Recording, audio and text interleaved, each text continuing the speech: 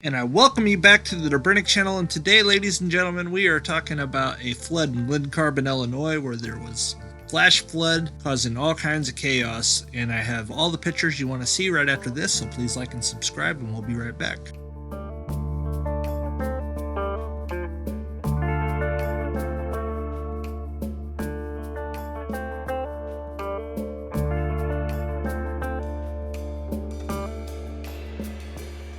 And the Dobrinic channel's back, and today we're looking here at the rainfall over the last 12 hours here in Glen Carbon, Illinois, and they got 4 to 5 inches of rain, some places 6 there in Glen Carbon. And Glen Carbon is near the city of St. Louis, right around 10 to 15 miles away, so it's a suburb of St. Louis, and all these people got stuck. And I really want to give a big shout out to Andy Hanselman, as he allowed me to use this footage here that I found. So without further ado, I'm going to play a little music like I always do, and here we go. This is what happened.